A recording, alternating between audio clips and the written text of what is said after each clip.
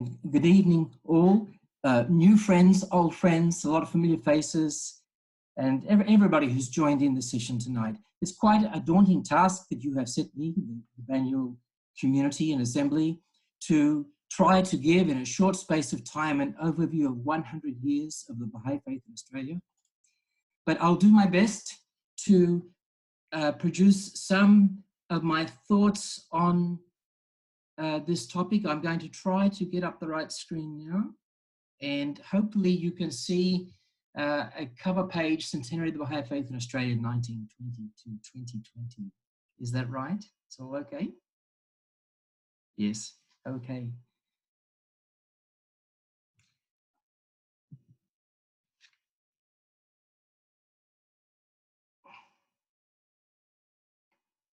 I'm just going to tell a little bit about my background. Thank you, Jane, for introducing me. I just wanted to share how it is that I came to be part of this Baha'i community. There's a photo of 9 people here, and this is the first local assembly of the Baha'is of Warringah in Sydney. And the story is that the 2 people pictured are my parents, who had become Baha'is in 1961. Now, 1961 is the same year that the Baha'i House of Worship was completed. And they were invited to move from Orange, New South Wales, to come and help form this assembly, which they did. My parents both grew up in Christian families, Protestant background, but they were motivated by a Baha'i vision of world peace. You see, I'm going to give this presentation with just a brief introduction, and then I'm going to discuss in brief the Baha'i teachings, and then move on to the core of the presentation tonight, which concerns Claire and Hyde Dunn, who brought the Baha'i teachings to Australia, then a quick overview of the evolution of the Australian Baha'i community, and some thoughts on the relationship between the Baha'i community and Australian society. Well, there's myself on the steps of the Sydney Temple. I think I'm about 5 years old, and I think I'm inspecting a toy car. That was the size of the community at that time. But so this centenary year is a sobering thought that although it's a centenary year, I've been part of that community for near 6 decades myself, as a child, as a youth, and ever since as a young adult. All right, so let's go quickly through some of the essentials of the Baha'i teachings, and I put this here just as a background for those who may be coming across the Baha'i teachings for the first time. It's not the core of the presentation tonight. It's to do with the history of the Australian Baha'i community, but it's important to understand some of these basic teachings. I'll be very cursory as I go over these. The first figure in Baha'i history is known as the Bab. He lived 1819 to 1850, and he foretold the coming of Baha'u'llah. And Baha'u'llah, the proper founder of the Baha'i Faith, lived 1817 to 1892. And it's his teachings that we see enacted in the Australian community as it emerged. And I'm putting up here just the 3, what we call the essential onenesses of the Baha'i Faith, that there's one creator, there's one God. Doesn't matter what name and what language, there's one creator of all who we worship. And the second important point in Baha'i teaching is that all of the religions have come from this same source. The idea of progressive revelation, the continuity of religious teaching. And the third important teaching, constantly ever more important every day, is the idea that we're one human family, the unity of humankind. These are the 3 essential core teachings of the Baha'i Faith. Well, of course, the purpose of religion, which is always discussed in any religious community, say, well, what do you think the role of religion is? And for Baha'is, it's for us to know our creator and to carry forward civilization. To do this, Baha'is are in the acquisition of virtues, to become more perfect in our character and our spirit, so that we can meet the challenges of the time. And what makes the Baha'i Faith distinctive, I think, is the concept that in this age, the world order is, in Baha'u'llah's terms, lamentably defective. Its values, its institutions Now, that's a topic that I could speak at length because I'm greatly interested in that and the idea of renewal of the global institutions. Actually, the Baha'i teachings have quite a severe critique of the international order of the 18th, 19th, 20th centuries, and Baha'is are involved in as much as they can in offering solutions for the repair of this order. But as I say, this is not the main focus of tonight, but to give you an idea of the background to the history of the faith. I'm going to introduce some of the central figures who followed the Bab and Baha'u'llah, and I do that because they had interaction with the first Australian Baha'is. Abdul Bihar was the son of Baha'u'llah, and he lived from 1844 to 1921. And to Baha'is, he's known as the center of the covenant. His role was to preserve the unity of this faith and this community, and to interpret anything in the scripture that was not clear and required interpretation during his lifetime. And after Shoghi Effendi, after Abdul Bihar, was his grandson Shoghi Effendi, who the Baha'is know as the guardian of the Baha'i faith. Guardian because, again, he protected and preserved the unity of this community. And he elaborated on the implications of scripture. One of his primary roles was to cultivate around the world the Baha'i communities that would be able to establish the Universal House of Justice, and that occurred in 1963. And that is the supreme governing body of the Baha'i faith. And it continues to preserve the unity of this community and to legislate on matters that are not mentioned in the scriptures of Baha'u'llah. There are many websites that have further information. Some of them are official websites, and others are put by people out of their own interest to put other material online. So I've mentioned a couple here that you're free to go to, because I certainly cannot cover all of the Baha'i teachings and history in this one session. I'm going to show a couple of photos taken when my family was on pilgrimage in 2011 to bring some pictures to these stories. This is the shrine of the Bab on Mount Carmel in Haifa, in Israel, and a small section of the Baha'i Gardens. And this is the external structure of the prison in which Baha'u'llah lived in some of the final years of his life. As pilgrims can go and see these very places where Baha'u'llah spent the last years of his life. And this is a special building, again on Mount Carmel, which is called the Baha'i International Archives, where the writings of Baha'u'llah are preserved. It's a proper archive. It's a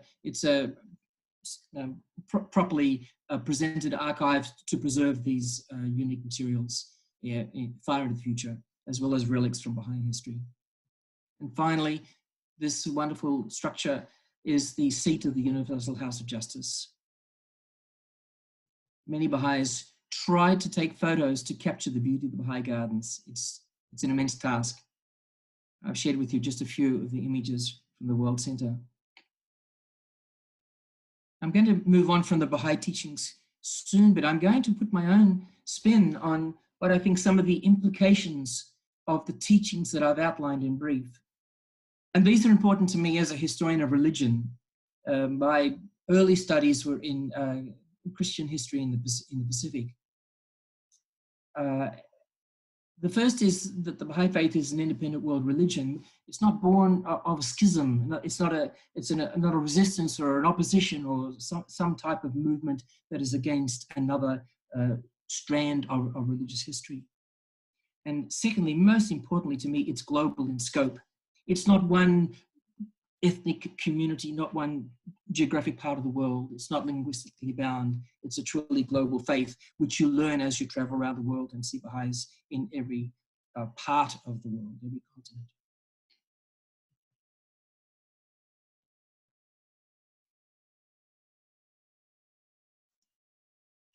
Now, thirdly, it's a comprehensive faith. It's a worldview It's not a single issue faith. It's not a faith in which, well, the Baha'is are basically interested in one matter. In fact, Baha'is are interested in so many dimensions to the contemporary life and society, and also the nature of man, as any religious dispensation does. It's based on a spiritual approach to life with daily prayer, fasting on an annual basis, active participation in community life. But this sense of spiritual development is not separate from practicality. Work in the spirit of service is regarded as worship. It's not an absolutist faith. It's based on the idea of progressive unfoldment of truth. In other words, I find it to be a non-fanatical faith. And furthermore, the spiritual life of this community is not separate from its intellectual life. There are no black boxes. Baha'is are encouraged to investigate all phenomena and all questions and seek out the answers to the questions they may have about life or the way the world is going. Now, this is really important, that it's premised on the unity of mankind. I mentioned this, but what are the implications? Not just the teaching, the implications. One of the implications is that the Baha'is use non-adversarial approaches to discourse, to community building, to decision-making and social action. And these principles that we practice are ever more urgent in the world. We can see the ills of the world, but what are the tools that we use to try to develop some solutions to the world's problems? And how do we do that in a way that builds unity rather than continues the divisions just because we think differently to others? Two more to add here before we move on. Now, this is really interesting for the unfoldment of the Baha'i community. I think that Baha'u'llah's teachings about the idea that this is the maturation of humanity, that we've gone through more junior stages of evolution of society, that in this era, each individual needs to take responsibility for their learning, for their spiritual development, for their role in society. There's no clergy in the Baha'i Faith. Okay, that's a principle, but how does it play out in practice? This is a community which has to lead itself through structures provided in the basis in the writings of Baha'u'llah, but then enacted by this Australian Baha'i community and other communities around the world. And finally, that it's an optimistic faith and it's pragmatic. I say this because not all faiths are optimistic about the future. Some can be quite pessimistic about where the world is heading. The Baha'is are quite clear that we will achieve world peace. We just don't know how long it will take. It depends on the choices that are made. In a sense, there's a hard road and an easy road. But Baha'is are optimists that we will achieve that global society in peace. And it's not a utopian vision. That's why I say it's pragmatic. Well, I've talked about the Baha'i teachings and I've given my thoughts on some 8 implications of those teachings. And now I'll move on to how they are played out in Australian Baha'i history. And again, this is an overview tonight, just an introduction. I'll do my best to bring the dots together, but there's so much more that I'd like to share as well. Now, this wonderful couple, Hyde Dunn, 1855 to 1941, and his wife, Clara Dunn, who passed away in 1960. This is the couple that brought the Baha'i teachings to Australia. They had a lot in common. They were both British-born, but earlier in their lives, they had both migrated to Canada and then from there to California, where they became Baha'is. Hyde first in 1905, and in fact, it was he who introduced Clara to the Baha'i teachings in 1907. So they were early Californian Baha'is. Now, Abdul Bihar, as I mentioned earlier, the son of Baha'u'llah, made a trip to North America in 1912. And he landed in New York and he traveled across the country by train. And he made it to San Francisco and Clara and Hyde Dunn met him. And it further transformed their lives. They were already devoted Baha'is, but they met Abdul Bihar and their life circumstances changed. Clara had been a widow for many years. Hyde's wife passed away in 1916, and Clara and Hyde married in 1917. So they married late in life. They didn't have children together. In 1919, Abdul Bihar wrote a series of letters to the North American Baha'is. They're known as the Tablets of the Divine Plan. And basically, Abdul Bihar said that he was now old. He had traveled as much as he could, and he called on others to travel in his stead. And the Duns were amongst the few who arose at that time. And they arrived in Sydney by boat, April the 10th, that should be 1920. Sorry, there's a typo there.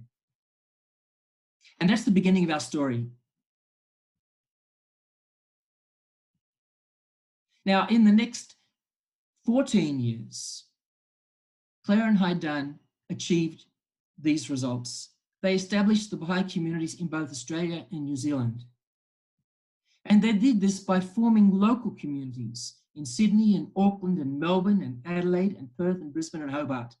Now, Haidan traveled to very many other places, as those of you familiar with the story already know, that he worked as a traveling salesman for the Nestle's Milk Company. And in that position, he visited basically every town in Australia. And we could say every town that was on a railway line in the 1920s, Haidan visited, maybe even stayed if there was a hotel. There wasn't always a hotel. And it was in this way that he spread the Baha'i teachings across Australia. And those small communities that were sufficiently attracted to join this community assisted in forming local assemblies in Melbourne, Sydney, Auckland, Perth, and Adelaide. I mentioned 14 years because by 1934,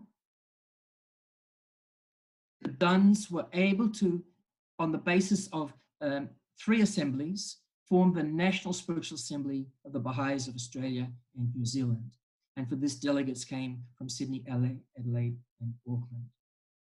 This was quite remarkable for this couple in a 14-year period in a country where they knew nobody and with which they were unfamiliar, but they had a special power of attraction and an ability to correlate the Baha'i teachings with the interests and the vision of people at the time that they ran into.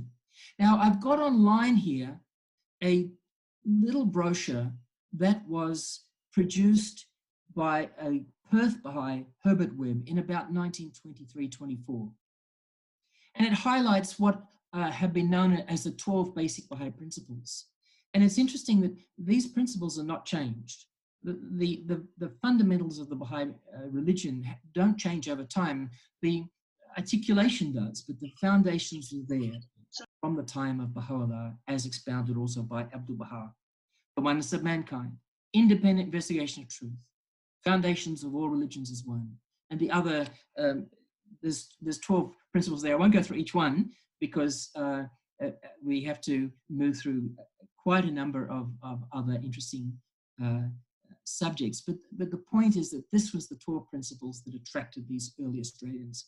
They saw this vision, this necessity. This is soon after the First World War. It's approaching the Depression years. But this was the fundamental teachings that the Baha'is promoted.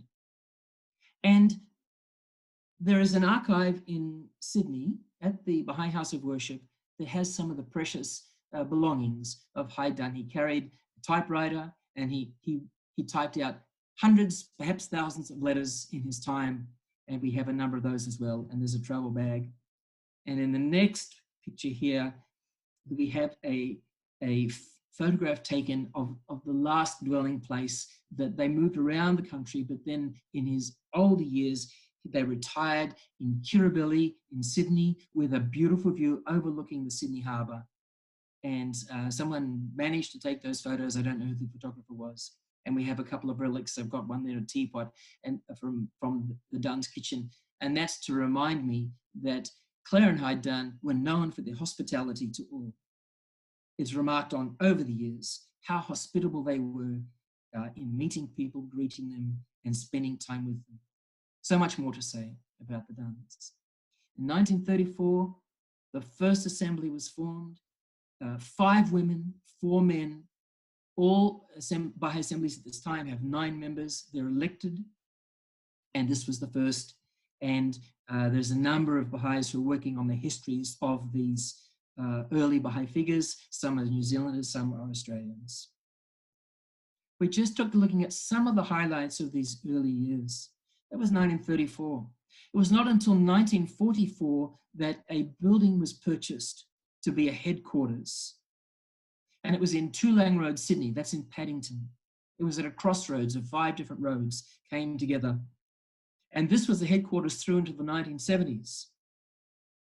And incidentally, I spent many of my childhood years running around this building. Now, here's a group from the 1940s and what revolutionaries they look like. And you can see Clara Dunn in the front.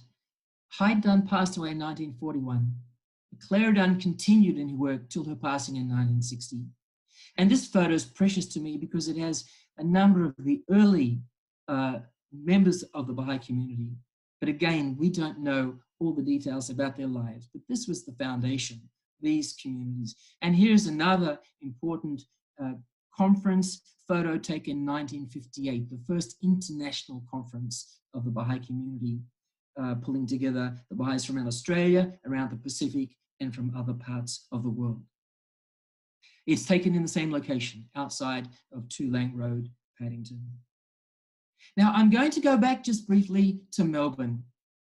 I've painted that quick picture that said that between 1920 and 1934, Clara and Hyde Dunn achieved the national framework that was required so that their work in that sense had an administrative structure for the community to proceed with. This is a picture of the first Melbourne group.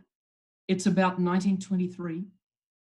And it's an eclectic group. There were spiritualists, there were socialists, there were Catholics, there were Protestants, there were people who were agnostic, and they all came together to learn what Clara and Hyde Dunn had to say. And incidentally, Melbourne also was the site of the first public reference to the Baha'i Faith. It was in a sermon of Reverend Dr. Charles Strong of the Australian Church. And we have a copy of that. That was 1904, well before the Dunns arrived. But they arrived there in 1923. And the first Victorian Baha'is included Effie Baker, Ruby Beaver, Margaret Dixon. Effie may have taken this photo, I don't know because she's not in it, but she was certainly there at the time. And this group formed the first of these local assemblies on December 9th in 1923. I've pictured here Margaret Dixon. I've pictured her here because she became a very close friend of Clara and Hyde Dunn for the next 2 decades, helped them in their illnesses as they helped her. She had a fairly difficult upbringing. Her own parents had divorced, leaving her and her brothers in difficult straits. She married young. She had a number of children, and then her husband passed away, and she struggled doing domestic housekeeping type of work. But her granddaughter has written about her in a book called The Real Matilda. It's a book about women in Australia. That her granddaughter was Professor Miriam Dixon, University of New England, who says that this woman, Margaret Dixon, was a deeply intellectual woman, that because she'd married a farmer in northeast Victoria, she had no opportunity to explore the life of the mind, as she called it. And I think that when she met the Dunns, her intellectual interests were stimulated as well as her spiritual aspirations. And this is the type of early Australian who dedicated their time from then on to the development of these early communities. And I have circled here Clara and Hyde Dunn, if you hadn't noticed them in the beginning, in the front of this photo. Of course, we must refer to Effie Baker, who was the first woman to become a Baha'i in Australia before Margaret Dixon did. Now, some of the publications say that she became a Baha'i in 22, but my research is suggesting that Hyde didn't reach there till early 23. So I'm putting that date down. Effie was special because she went on a pilgrimage to the Holy Land in what was then Palestine, but she remained 11 years. And there were other tremendous accomplishments, which I won't go into detail tonight. That's for another time. But this is her as a young woman. She was a craftswoman. She was an artist. And this is her at her desk. She made her living out of making toys, wooden toys for Australian children. She was also a photographer. She took this in 1899. She's a 19-year-old young woman. It's called Fisherman at Lawn. I have many more of these photos. I hope one day that they can be properly prepared and presented to an Australian public to show one of these remarkable early young Australian female photographers. But we move on. And I'm still talking about Melbourne before I move on to the larger field. I mentioned that the Melbourne Assembly was formed in 1923, but it was not easy to keep these Baha'i communities and assemblies together. It was not until 1948 that this assembly was re-established. And I know you'll be interested to see here photos of Irene Cover, Ron Cover, Emily and Cyril Easy, Eleanor Wheeler, Vi Hernker, F. Adams and E. Bennett were the members in the 1948 Melbourne Assembly. That assembly was for the whole of the city, and part of the unfolding history of the Australian Baha'i community is the gradual development of additional local assemblies. And you see the note says that in 1957, there was a new division into the smaller municipalities of Camberwell, Melbourne, Caulfield, Oakley, Mordialloc and Brighton. And of course, the changes have continued in Melbourne, all the changes that have occurred to the municipal areas. I'm going to move on with just a couple of other of the significant events that happened in these early years. And one was the formation of the Uranville Baha'i School. Uranville is a small town, an apple growing community south of Sydney. And there was a couple, Stanley and Mariette Bolton, who were chiropractors. They were some of the first chiropractors in this country. And they did well enough to purchase properties such as this that they eventually gave to the Baha'i community as a summer school. And I've also, there's Claire and Hyde Dunn, and Oswald Whitaker, who I hadn't mentioned, was the first Australian Baha'i. Now, for the Baha'is who've seen this photo before, I'll just let you know it wasn't actually taken at the Uranville Baha'i School. That hadn't been developed yet. This was at the Uranville Community Hall, but it marked a start. I'm putting this photo in just because I love it. This is from the 1950s, showing what Uranville looked like.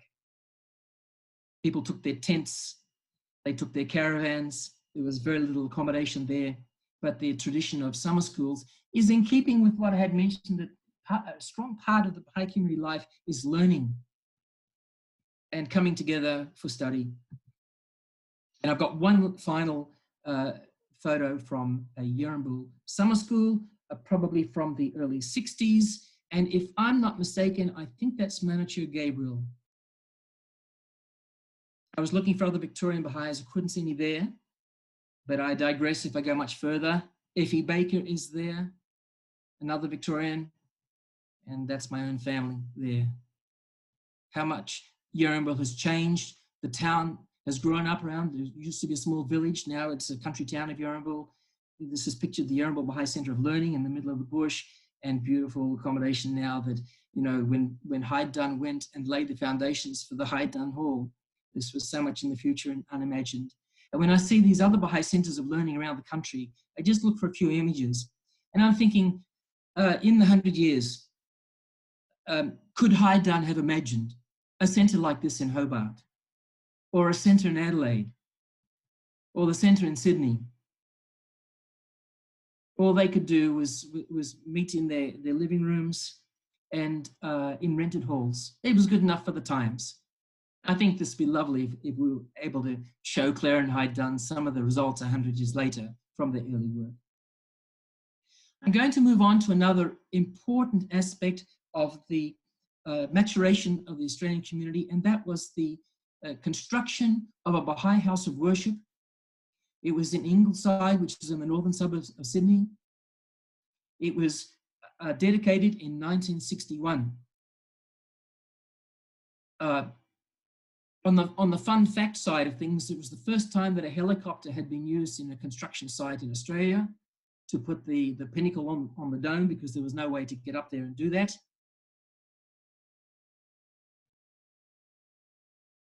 And it was this building that started to get the attention of the Australian public. If you look at the news media in the 1920s, 30s, 40s, 50s, there's very little reference to the Baha'i Faith, to the Baha'i teachings in detail, or to take them seriously and say, what is being offered here? But this house of worship, many different forms, it was taken in parades. There used to be festivals in different cities, and we'd put a model, tow it behind a car.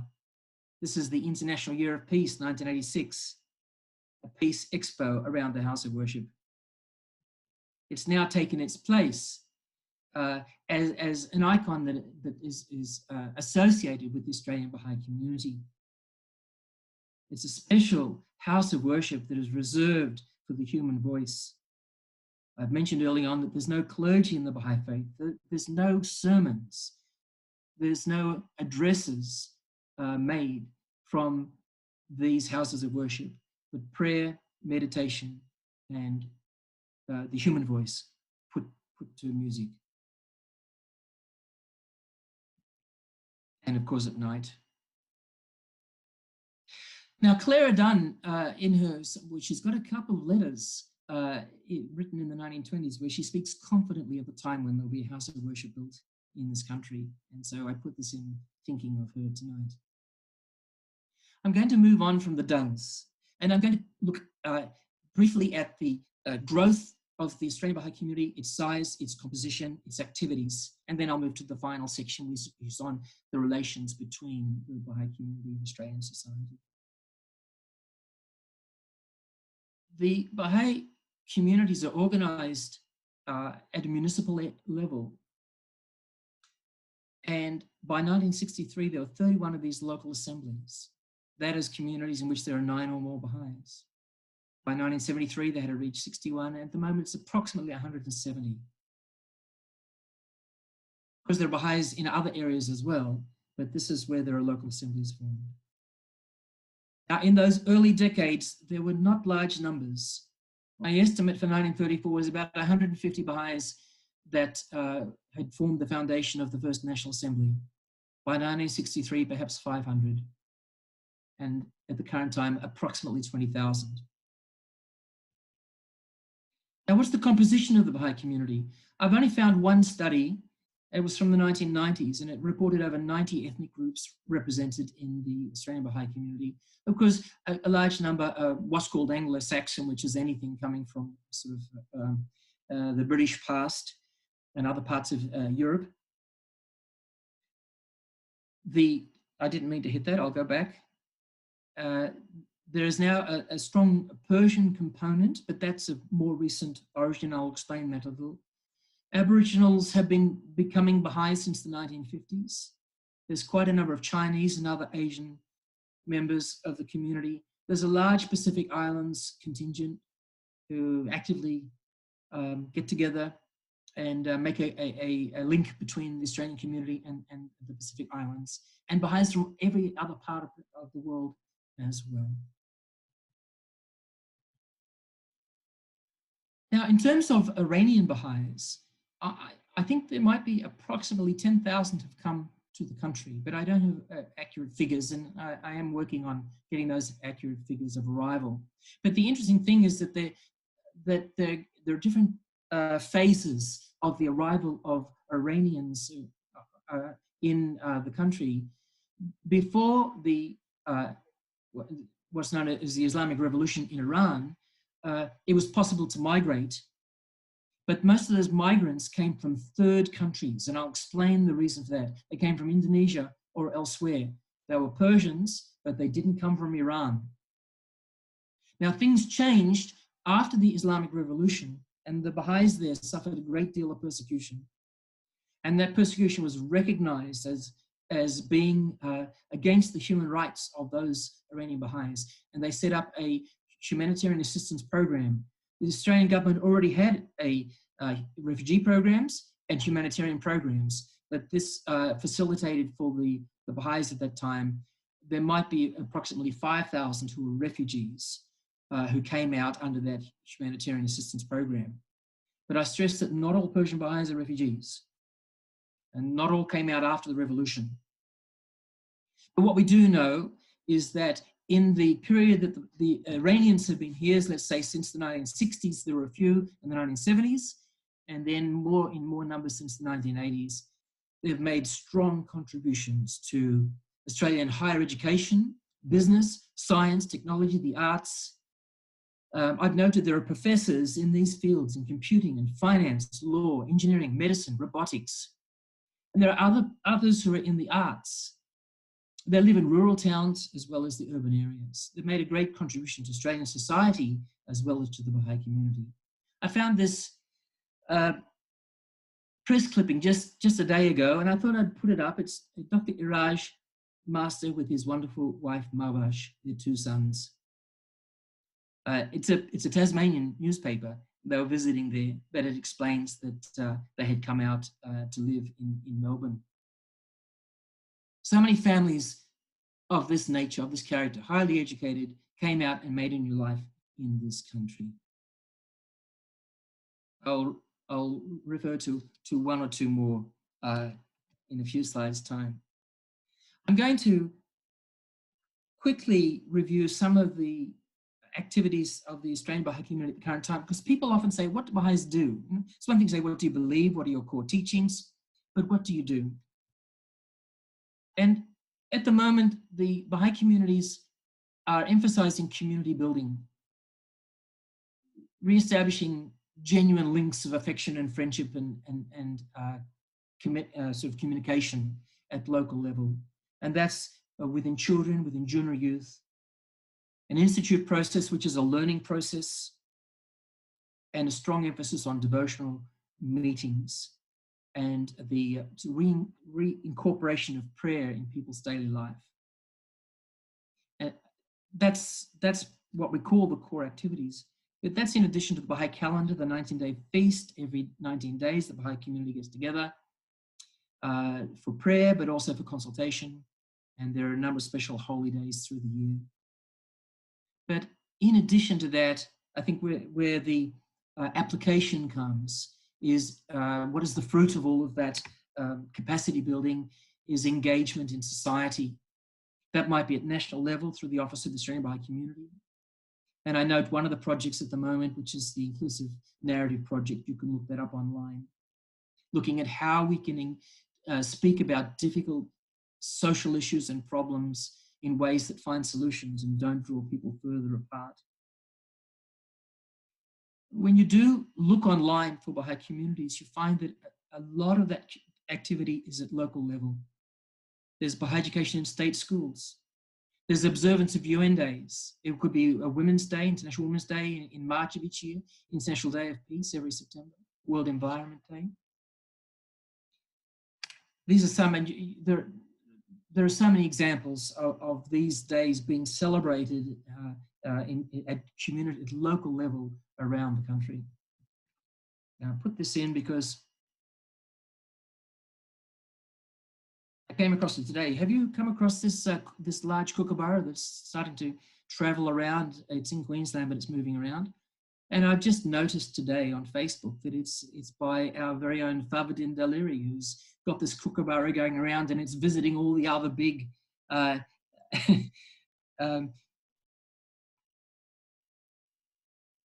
all the other big animals and that have been constructed around the country. Anyway, let's move on. That's Favadin. Good luck to him with that travel. There are other wonderful stories. Did you see this on Backroads, the ABC program? And this was a special that looked at Fari Ramesh. And Fari came to Australia as a refugee, didn't quite know what to do, and he ended up having a truck that takes fruit and vegetables out to remote towns and farms in northern Queensland. I was just looking for some of these examples of the Persian Friends and what they do. And then there are other ways in which Baha'is get engaged with individual initiatives. The Baha'i Choral Festival that's held, bringing together those who just love putting scripture to music. And the Ink of Light Baha'i Writers Festival for those who are getting engaged in writing. And the Harmony Film Festival. These types of individual initiatives that are also part of what the Baha'is are offering to Australian society, expression of the arts. I've pulled up here two passages from the Universal House of Justice. If you recall, this is the Baha'i governing body. And the first passage was issued to the leaders, the heads of state. It was called The Promise of World Peace, and it's as long ago as 1985. I'm only pulling out a very small portion of this message. But in this message, I was really excited when I first read it at the time. If the Baha'i experience can contribute in whatever measure to reinforcing hope in the unity of the human race, we're happy to offer it as a model for study. That was electrifying to consider how we can offer the Baha'i practice, not just the principles, but the practice for the benefit of society at large. And there's another, I put this second one in again because I think it's a sort of a metric by which we can assess how we may have, what we may have achieved over 100 years in Australia. It's from the Universal House of Justice. And they say, let all the friends, every man, woman and youth, demonstrate through the high quality of their inner life and private character, the unified spirit of their association one with another, the rectitude of their conduct in relation to all, and the excellence of their achievements, that they belong to a truly enlightened and exemplary community. These words struck me. The first passage, the inner life and private character, is to do with spirituality. The unified spirit of their association is to do with unity. The rectitude of conduct in relation to all is to do with justice and fairness and morality and ethics. And the excellence of their achievements, which is that quality of seeking excellence in all things. Now, I'm moving to this relationship with Baha'is in Australian society, and I hope that my time is still okay. So please, timekeepers, please keep me on time if you need to. I think in looking at the relationship between the Baha'is and Australian society, I just want to make a couple of observations. The first is that the prevailing Australian social conditions have made this possible. The human rights of all Australians have been protected in matters of religion, freedom of expression, freedom of association. And that's what allowed the Baha'i Faith to flourish in this country. At the very same time, these same beliefs that I've presented to you tonight are causing the dear Baha'is in Iran to be persecuted, to be suppressed and arrested, at times even executed, for the same principles that I can practice freely in this country. But that protection of rights flows on to legal recognition, which is another part of the Australian story, recognition of Baha'i holidays on which Baha'is are allowed to suspend work, a recognition of Baha'i marriage, and a recognition of the Baha'i local assemblies as legal institutions for the purposes of holding property, etc. So these are really important. But I think there are other interesting things that we could explore further, which is affinity with Australian culture and spirituality. And I'm not really sure where this line of thought goes, but I think it needs to be explored. We know Australians have a high regard for fairness, the idea of giving somebody a fair go. And that correlates very closely with the Baha'i principles of justice. And I think also Australians are very typically skeptical of dogma and fanaticism. And I think that is quite harmonious with Baha'i principle of moderation in all things. So I think there are many ways in which Australian social values do align with the Baha'i teachings. Now, I'm coming to the end of my presentation, and I'm going to propose 4 themes on which I find there has been some interesting convergence of the Baha'i principles and changing values in Australian society. And the first is race. Now consider, when Clara and Hyde Dunn arrived in this country in 1920, they came to a white Australia. There was a prohibition on non-white immigrants. The rights of the Indigenous Australians were suppressed. And think of the change in 2020. Australian policy has evolved into a multiculturalism, expansive Asian immigration, broad acceptance of Aboriginal rights. There is certainly still room for further progress there. But what a change from 1920, what a change from the community in which the Duns had to teach these principles of racial harmony, racial equality.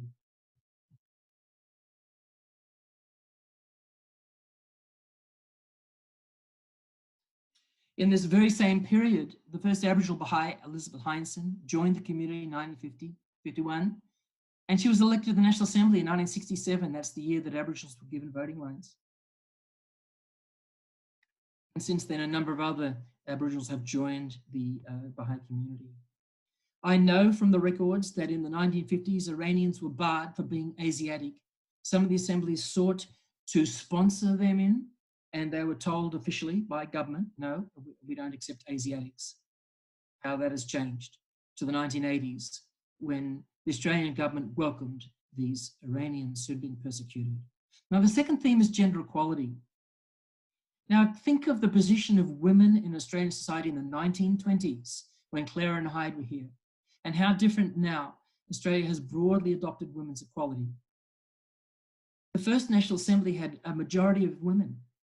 Women have, within the Australian community, have taken much of the lead in its administration, in its promotion and advocacy, in other major roles. Now, in Australian society, there's been steady progress toward equal pay and equal opportunity. There's still some glass ceilings, like in boardrooms. But the Baha'i principle is the equality of men and women. Equal participation in all aspects of Baha'i community life and institutions. I come to my third theme, and that is interfaith relations. Now, I know that in 1920, Australia was still in the grip of what's called sectarianism. It was mostly between Catholic and Protestant faiths. It was hard to intermarry between Catholic and Protestant. People wouldn't know somebody of a Zoroastrian background or an Islamic background. They might have known somebody of a Jewish background, but it didn't mean they accepted them as an equal. And that people from those communities know these histories. And how far the Australian society has come with religious tolerance and even multi-faith dialogue at the current time. Now, I know from the press reports that into the 1960s, Australian media called the Baha'i Faith a sect or a cult, even though there's no cultish behavior about it, there's no sectarian behavior about it, but that's how it was referred to, but no longer.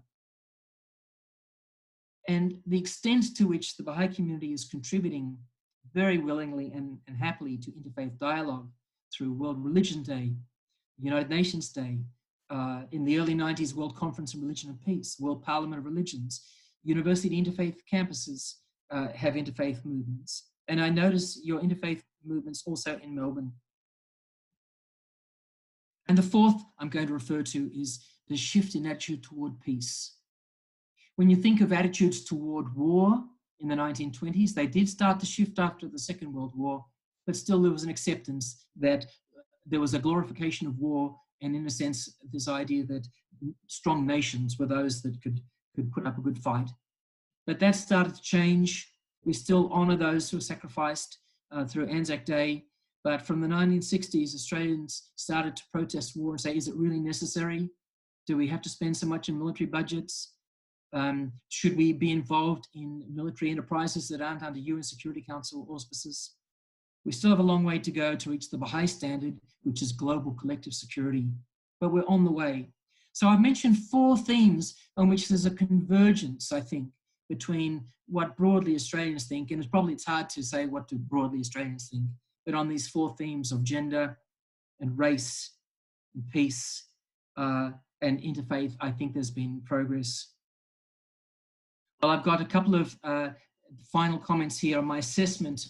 I mean, you come to an end of a presentation, so where does it all end up in this brief overview? Australian Baha'i community at 100 years. Firstly, that statistically, it's still a very small community, but it is united, it's coherent. It has local assemblies widely distributed across the country, roughly 170. And I know there's about 517 municipalities in Australia, so there are still very many in which there are not Baha'i assemblies to coordinate those activities. But in terms of composition, it includes a wide range of ethnicities and socioeconomic groups, so certainly both rural and urban, and from working class to very wealthy. What I do know from personal experience is that these communities are making substantial contributions at their local communities. They comprise highly motivated, capable, and successful individuals. There's also a significant progress at national level through the Australian Baha'i Community's Office of External Affairs, its relations with Parliament, with national government, etc. We don't get to see that every day. But I think that if you ask Australians who is most familiar with the Baha'i Faith, it'll be leaders of government, leaders of thought, and community leaders. Now, Baha'is have also, Australian Baha'is have supported Baha'i communities elsewhere in the world, particularly Asia and the Pacific. That's not a topic for tonight, but that's part of their character. But I think the Baha'i community is a quiet community because it's non-partisan, it's non-adversarial, it doesn't attract much media attention. There are not many media stories with big clashes or big opposition to what government's thinking or what another group is doing, because Baha'is don't work that way. My final points are that Australian society is caught up with these basic teachings of the Baha'i Faith. They've now become normalized. It's not a big deal to say we believe in the equality of men and women. Most people do. But there are other principles that the Baha'i Faith advocates, which the world is still hasn't caught up with. One is global collective security. There are approaches to consultation, decision-making, social discourse, the whole governance, institutions, and democracy. The Baha'is have contributions to make on how those institutions can be improved and new values can be brought into play in the solving of difficult problems. So I've, in a sense, given a report card there saying that there's been some coming together of Australian society and Baha'i values, but there's still some way to go. I thank you so much for listening to my presentation. I hope it's been of interest to you. And I think I now hand back to the chair.